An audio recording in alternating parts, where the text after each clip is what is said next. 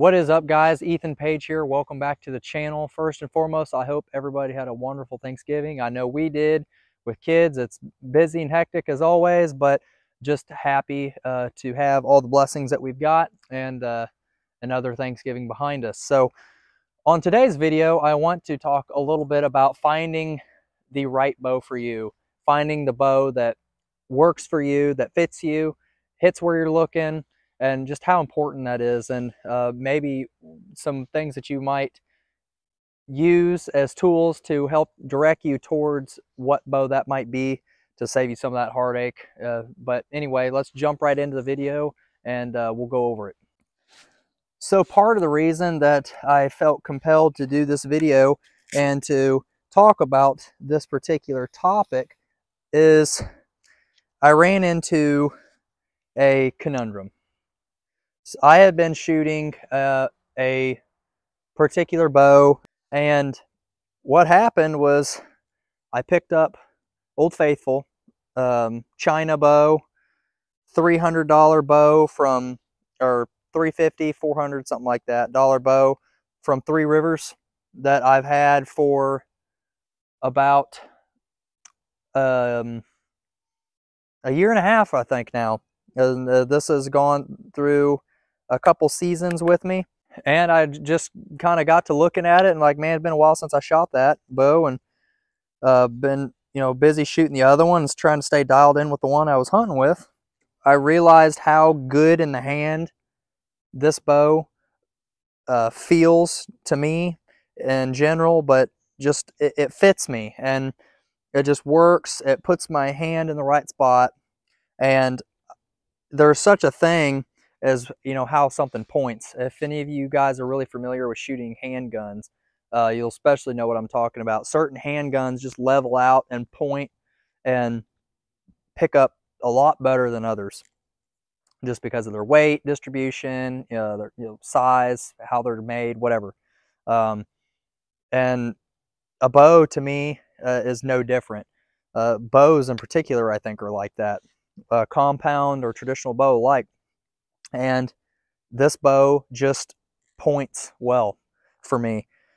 And it took me shooting that other bow and hunting with that other bow to realize that, and to realize just how much I like this bow and how well it shoots for me. Even though it's some people might call it entry-level mass production bow, that other bow was a much more expensive custom bow. And in some ways, the draw, I think, was a lot smoother. And there's some other things I definitely like about it. The fit and finish is obviously better, more care was taken. But it's still, this bow, in comparison to that one, it just, whenever I pick it up and shoot it, everything's fluid. Everything points well. Everything feels good before, during, and after the shot.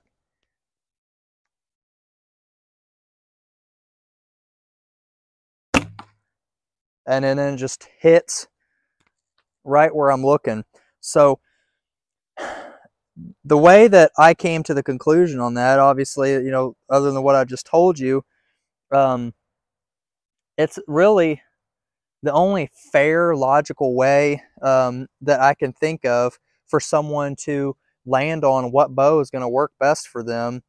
I would start off with, if you have friends that have a bow or a model type style of a bow that you might be interested in. Maybe you're used to shooting an R&D longbow and you want to switch over to an ASL, or vice versa. Right? But the thing that is so unfortunate about the traditional hunting community and our traditional archery community is you're not going to find a place that just has a selection of these bows laying around, right? So what you're forced with is having to order a bow, shoot it for a while, and then compare and contrast it, take notes, whatever. But a lot of times, if you're like me, I don't have the kind of money to just order bows and shoot them, hang on to them, shoot them side by side against what I've already got. A lot of times I end up having to sell things, or maybe part with one to order a new one. And I'm sure a lot of you are in the same boat. My suggestion would be is to, if you have the ability to go shoot someone's bow that you know that has a bow that you might like. And then I tried some other different styles of bows, and it's kind of the same thing.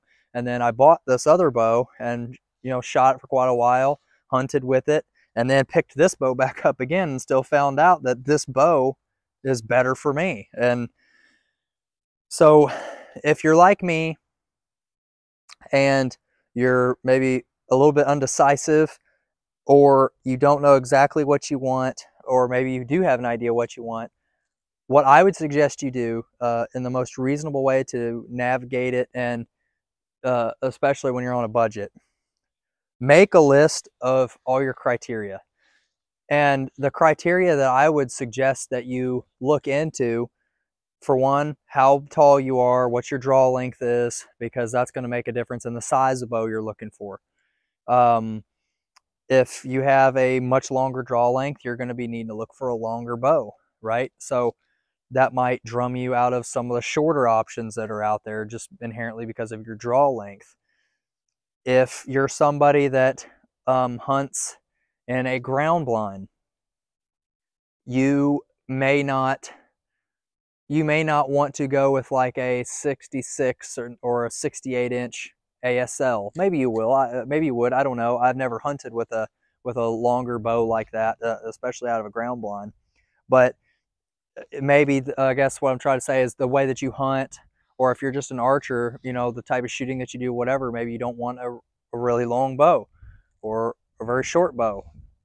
So taking those things, you know, for your string angle with your draw length into consideration, your hunting style, your shooting style, how, you know, the simplicities of different things matter, you know, like a longbow, an ASL longbow is the most simplistic design of any of the traditional bows, in my opinion. It's literally just a D-shaped bow that bends one way and returns back to that same spot. You know, with a recurve or even an R&D longbow, you're taking a couple different bends out of the bow. Like you're taking, you know, as you draw the bow, it's bending out of here and it's bending in the limb, and then it has to return to that. It's a little bit, these are wider, narrower limbs, a little bit easier to torque them in your hand like that. And that can affect your shot, especially if your form's not dead on. So there's a lot of things to consider.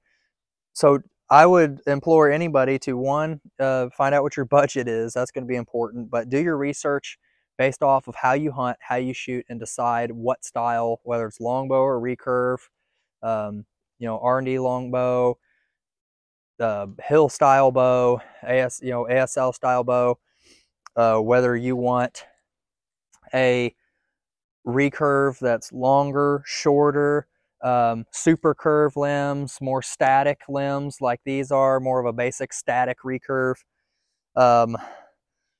shorter riser, longer riser. You know, what are you looking for? You know, and you're really going to have to take the time to put all these things to paper. And basically, if you know yourself and your shot well enough, I think, to come up with like a dream list per se. Like if I was to make a bow in a laboratory that is just exactly to how I shoot and what I know feels good to me, this is what it would have to be, and then match that as close as possible. And then at that point, you've bought one bow out of the options that are out there. And if it just doesn't, you try it for a while and it doesn't cut the cake the way that you want it to, and it just doesn't perform right for you, it doesn't hit where you look, you fight it, and things just aren't right between you and that bow, then you've got one bow, and you're not out more than what that one bow cost. Sell it and fund a different option. You know what I mean? So keeping in mind that you can sell a bow, whether it's on Trad Gang or Facebook group or something like that, there are options out there to be able to sell your bows.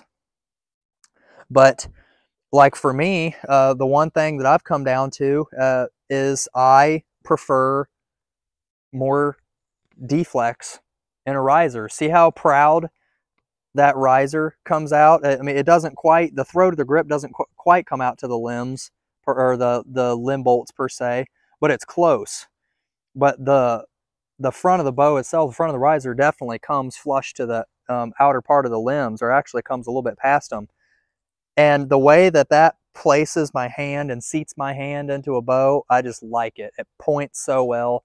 And this bow really just does hit where I'm looking. So there's things like that that you need to consider if that's important to you, that I considered, but obviously I tried other options, more straight grip style options, straight riser options, and it just didn't work for me. And ultimately something like a mass production bow is what I've landed back on. But I've got another option that I'm getting ready to try. I won't let that cat out of the bag just yet because it's not built yet, but I've got something else that I'm going to be trying that you guys are going to see on the channel. But just take it all into consideration, guys, and realize that not just any bow is going to work for you. Not just any bow works for me. What works for me may not work for you. That if you're really wanting to get serious about this, about shooting a traditional bow and finding the bow for you that is going to shoot where you look, that's going to feel right in the hand, that you two are going to just be a team in a way.